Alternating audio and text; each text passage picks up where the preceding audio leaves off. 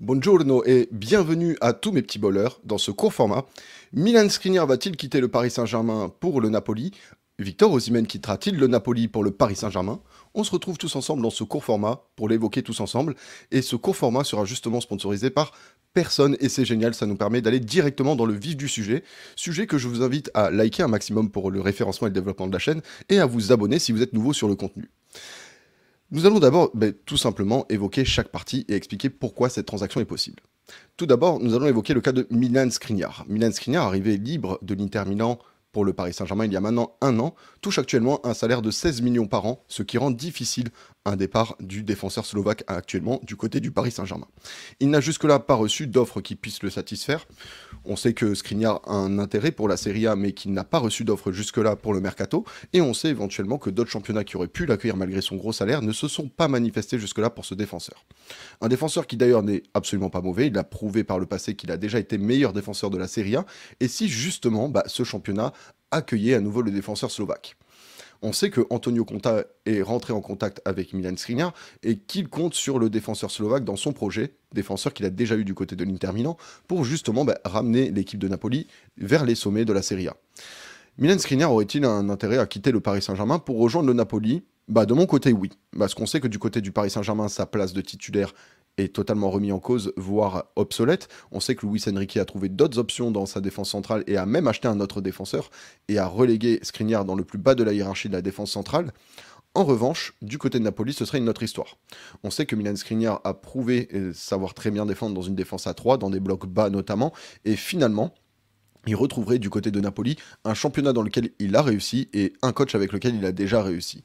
Et quand on met ses clés de ce côté-là, on se dit que finalement Milan Skriniar pourrait être une très belle recrue du côté du Napoli. Sous quelle forme pourrait venir Milan Skriniar du côté du Paris Saint-Germain quand j'évoque un échange avec Victor Osimhen? Je me dis qu'il est une possibilité selon laquelle Victor Osimhen rejoigne lors d'un transfert sec le Paris Saint-Germain et que de son côté Milan Skriniar soit prêté par le Paris Saint-Germain avec option d'achat vers le Napoli et que le Paris Saint-Germain, malheureusement, comme il a déjà fait par le passé, prenne en charge 100% du salaire du joueur. On sait que si Osimhen quitte le Napoli et que Skriniar rejoint le Napoli au salaire qui touche au Paris Saint-Germain, il serait le joueur le mieux payé de l'effectif du Napoli. Et si le Napoli a pour objectif de faire partir Victor Osimhen, ce ne serait certainement pas pour faire toucher un salaire environnant à un autre joueur. On se dit que justement, Milan Skriniar pourrait, dans cette optique, être prêté par le Paris Saint-Germain et que le Paris Saint-Germain prenne en charge 100% de son salaire, et que l'option d'achat ensuite permettre à Milan Skriniar de toucher un salaire plus proche des finances du Napoli, et de profiter d'une dernière année de son salaire du côté du Paris Saint-Germain. Est-ce que cette solution pourrait permettre d'évacuer plus facilement le joueur pour le Paris Saint-Germain? Oui. Est-ce que cependant c'est la meilleure option pour le Paris Saint-Germain? J'ai l'impression qu'il n'y en a pas d'autre, et que si tu ne te penches pas vers cette solution, tu vas garder Milan Skriniar au placard toute la saison et payer son salaire astronomique, l'un des meilleurs du club. Si tu tournes du côté de Victor Osimhen avait prolongé du côté de Napoli avec un bon salaire, il a d'ailleurs le meilleur salaire du côté du Napoli, et finalement, apparemment, s'il avait prolongé à cette époque, c'était avec une promesse de départ avec un gros montant de transfert. Seulement, les choses ne se sont pas passées comme prévu, finalement, aucun club n'est prêt à payer les 120-130 millions que demandait Aurelio De Laurentiis pour Victor Osimhen. En revanche, on a cru comprendre qu'Aurelio De Laurentiis serait d'accord pour évacuer le joueur du côté de l'Arabie Saoudite pour 65 millions d'euros. Quand j'entends cette donnée, je me dis que c'est au Paris Saint-Germain de prendre la position de force pour négocier au mieux l'arrivée de ce joueur. Forcément, on sait que le double du prix avait été demandé pour le Paris Saint-Germain pour le joueur. Et forcément, si on voit que Victor Osimhen est déjà d'accord pour rejoindre le Paris Saint-Germain, ce n'est pas le cas du Napoli.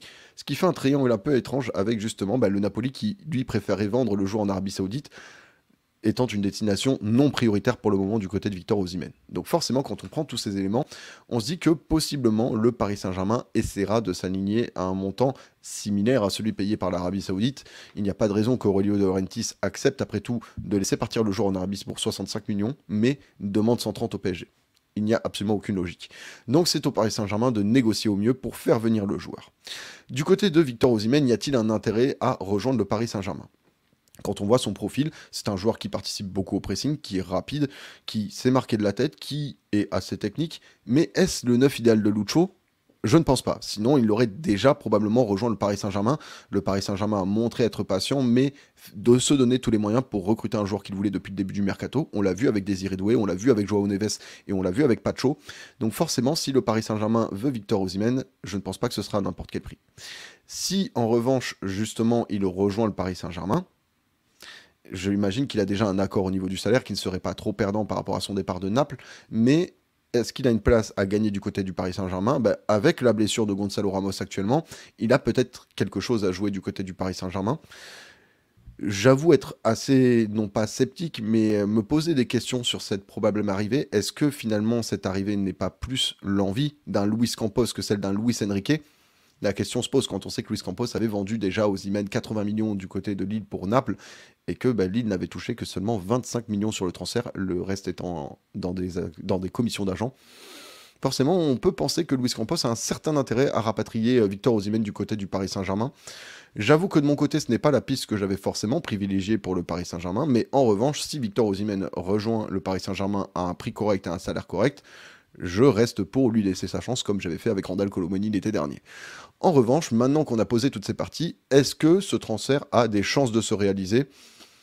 Si et uniquement si le Paris Saint-Germain prête Skriniar avec option d'achat en prenant en charge son salaire, et si finalement Paris arrive à trouver un prix qui est correct pour Victor Osimhen et non plus l'offre démesurée à plus de 100 millions demandée par Aurelio De Laurentiis en fin de mercato.